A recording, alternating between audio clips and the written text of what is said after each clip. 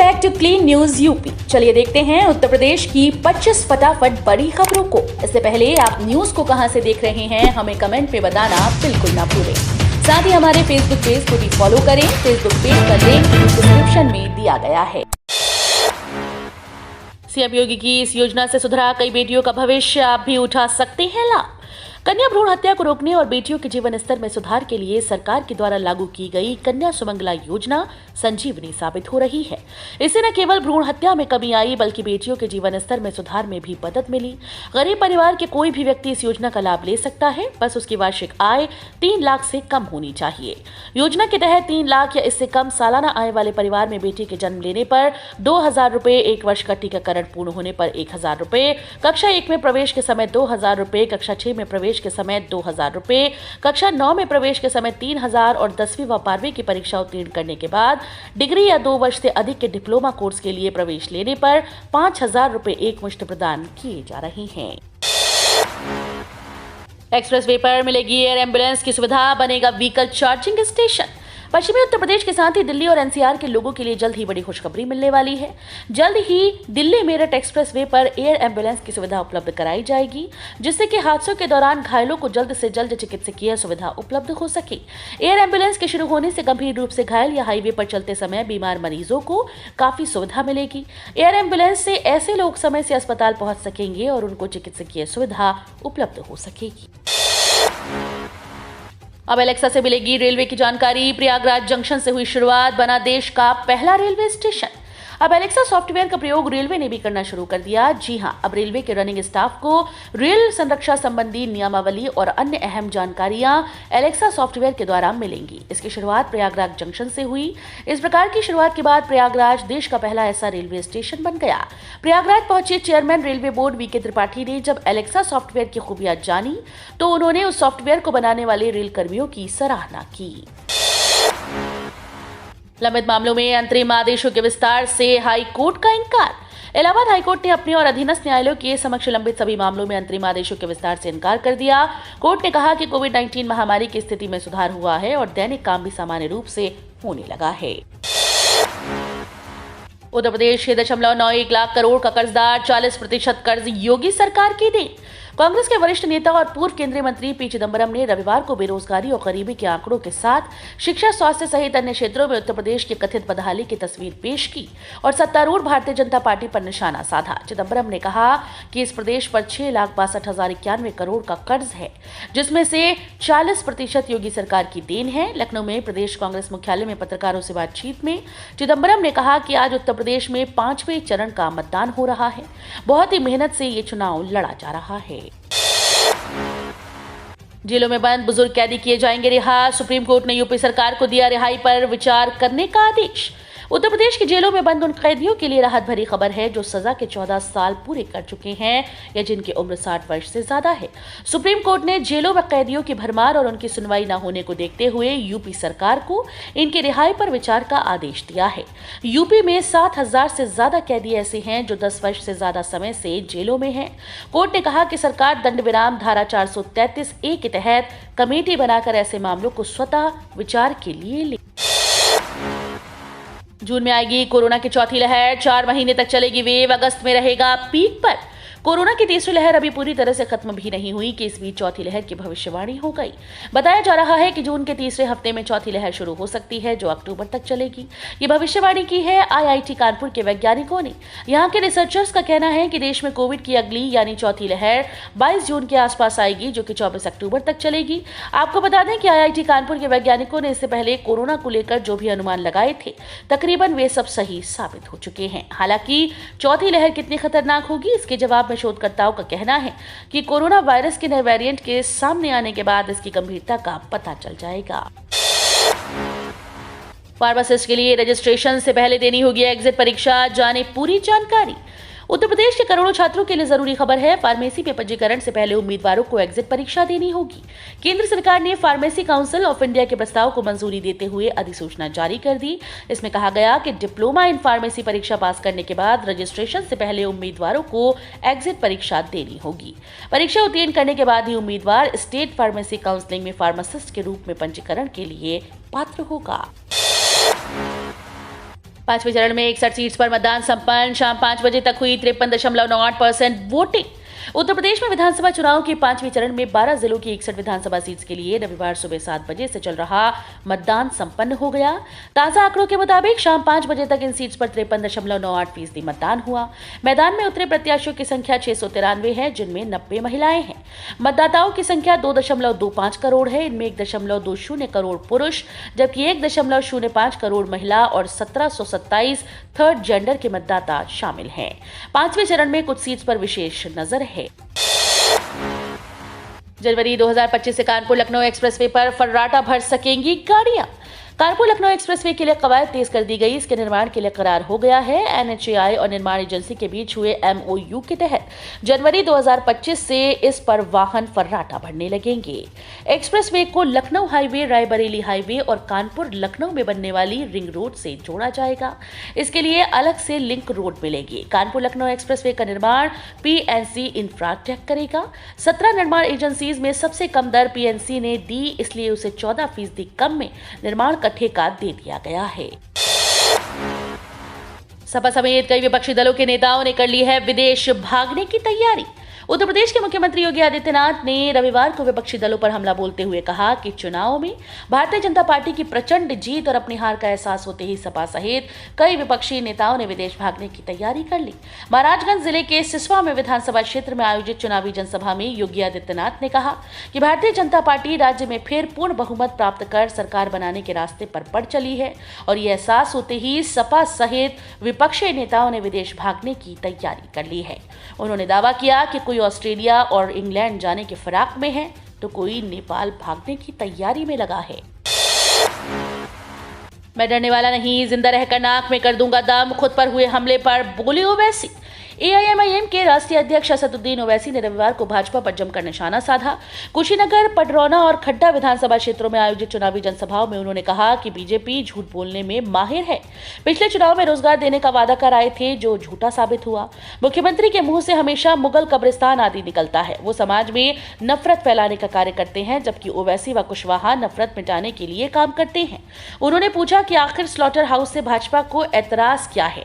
ओवैसी ने कहा कि हमारे गठबंधन की सरकार बनी तो यूपी में 2.5 वर्ष बाबू सिंह कुशवाहा और 2.5 वर्ष दलित समाज का CM बनेगा। हर परिवार के एक सदस्य को मिलेगी सरकारी नौकरी। गोरखपुर में योगी ने बताया युवाओं को लेकर क्या है प्लान। गोरखपुर विधानसभा सीट से दांव आजमा रहे CM योगी ने 5 साल में हुए भाजपा सरकार के कामों की तारीफ करते हुए सपा पर भी हमला बोला। भाजपा सरकार में मिल रही पर्याप्त बिजली उपलब्धि बताते हुए योगी बोले 2017 से पहले प्रदेश में बिजली आती ही नहीं थी। भाजपा सरकार बनने के बाद यूपी में पर्याप्त मात्रा में बिजली दी जा रही है। कोरोना काल का जिक्र करते हुए CM योगी ने PM मोदी की प्रशंसा भी की। काशी अयोध्या से शुरू विकास यात्रा तभी पूरी होगी जब भाजपा की सरकार फिर बनेगी। PM मोदी ने हर हर महादेव का नारा लगाते हुए भोजपुरी में अपने संबोधन की शुरुआत की। कहा कि जैसे 14, 17 और 19 में पराक्रम दिखाया, उसी तरह इस बार भी पराक्रम दिखाएंगे। कहा कि काशी अयोध्या से शुरू विकास यात्रा तभी पूरी होगी जब भाजपा की सरकार फिर से बनेगी। PM मोदी ने कहा कि मैं दिल्ली में पार्टी के काम में लगा रहता हूं, लेकिन यहाँ बनारस में आप ही मेरा काम करते रहते हैं।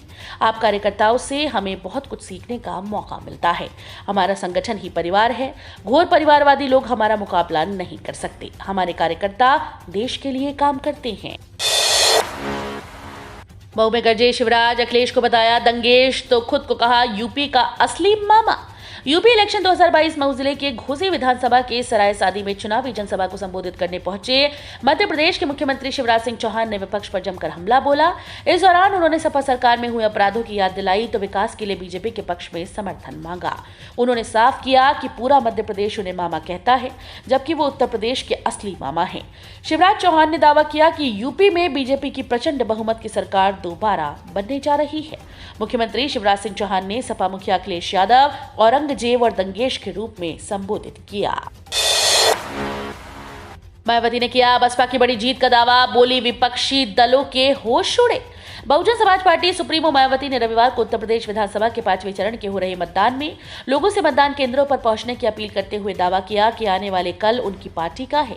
मायावती ने सिलसिलेवार ट्वीट में मौजूदा विधानसभा चुनाव में बसपा की बड़ी जीत का दावा किया और कहा कि पहले 4 चरणों के मतदान के बाद विपक्षी दलों के होश उड़े हुए हैं और अब वो अफवाहों के जरिए वोटर्स को गुमराह करने की कोशिश में लगे हुए हैं। ई श्रम कार्ड धारकों के खाते में आने वाली है अगली किस्त, जल्द निपटा लें ये काम। केंद्र सरकार ने असंगठित क्षेत्र के लोगों के जीवन की परेशानियों को देखते हुए ई श्रम पोर्टल शुरू किया था ताकि श्रमिकों को रोजगार के अवसर मुहैया कराए जा सके। इसके साथ ही सरकार की तरफ से हर महीने वित्तीय सहायता भी प्रदान की जा रही है, जिससे श्रमिकों के दैनिक जीवन में आने वाली परेशानियों को कुछ हद तक कम किया जा सके।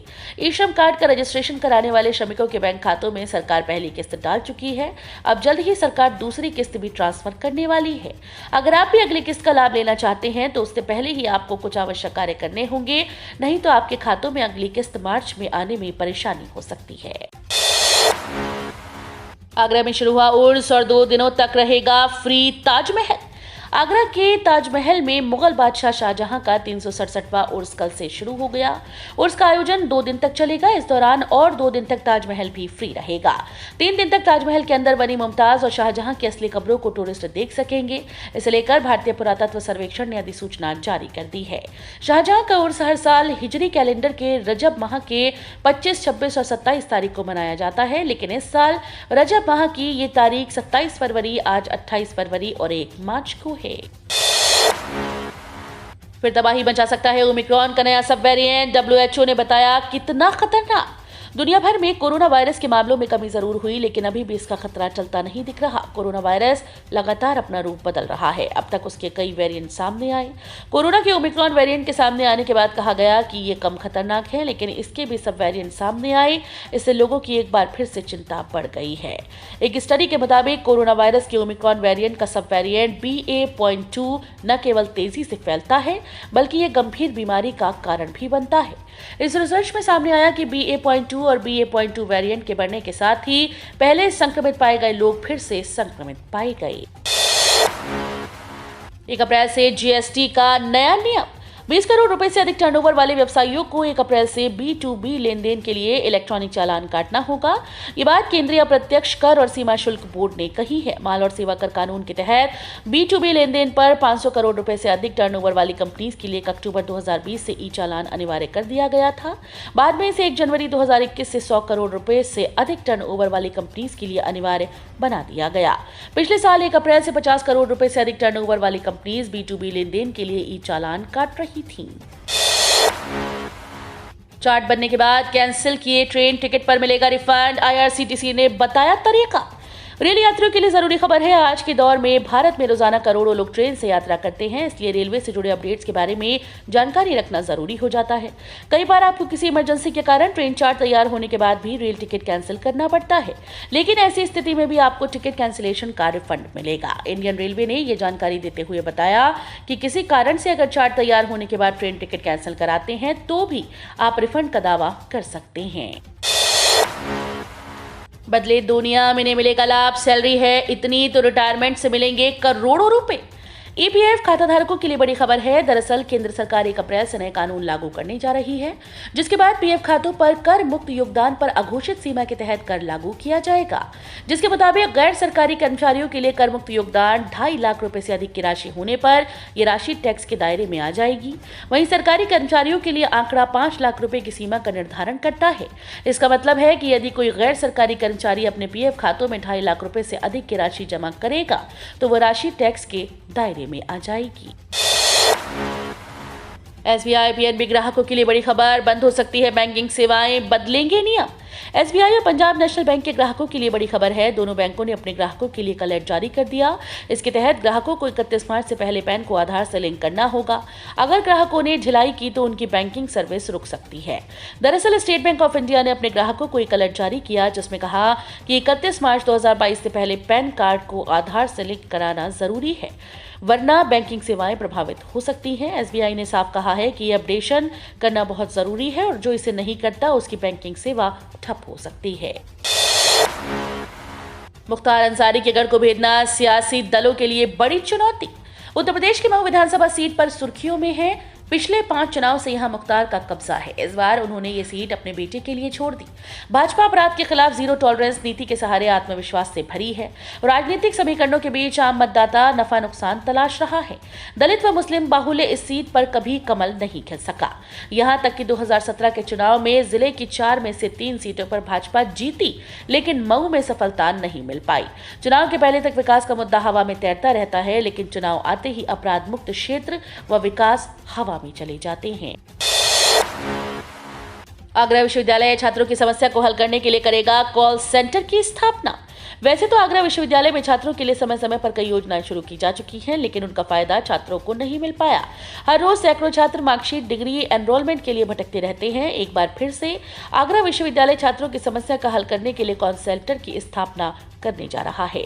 इस पूरे सिस्टम को पूरे तरीके से चालू करने के लिए 1 माह का समय दिया गया है।